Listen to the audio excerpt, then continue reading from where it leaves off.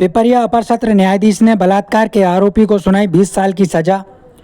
Pipariya DPO से आज शाम 6 बजे बुधवार को प्राप्त जानकारी के अनुसार पिपरिया अपर सत्र न्यायाधीश अर्चना रघुवंशी के न्यायालय द्वारा पास्को एक आरोपी कैलाश उर्फ कंचन निवासी चिचलोद बनखेड़ी को 5/6 पास्को एक्ट एवं धारा 366, 342, 506 भवदी में दोषी, पास्को एक्ट में 5/6 पास्को एक्ट में 20 वर्ष के कठोर कारावास तथा जुर्माना एवं धारा 366 भवदी में 3 वर्ष, 342 भवदी में 6, 506 पास्को एक्ट में 2 में 1 वर्ष के कारावास एवं जुर्माने से दंडित किया है। उक्त मामले में शासन की ओर से पैरवी विशेष लोक अभियोजक एडीपीओ चौधरी विक्रम सिंह द्वारा की गई घटना का संक्षिप्त विवरण डीपीओ नर्मदापुरम राजकुमार नेमा द्वारा बताया गया।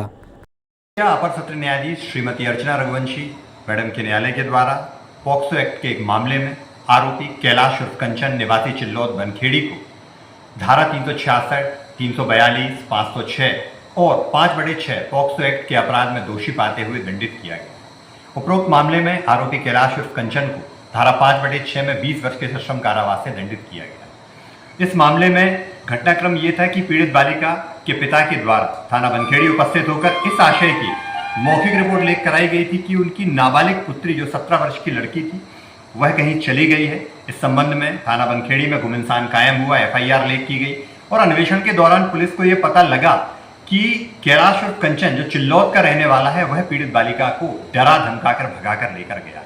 पीड़ित बालिका जब मिली उसे दस्तयाब किया गया। उसने अपने न्यायालयीन कथनों में यह बताया साक्ष्य के दौरान कि कैलाश और कंचन उसे डरा धमकाकर उसके मौसा मौसी के घर उदयगिरी लेकर गया था, जहां पर उस पीड़ित बालिका के साथ आरोपी कैलाश और कंचन ने उसकी मर्जी के बिना बुरा काम किया था, बलात्कार का घटनाक्रम किया था।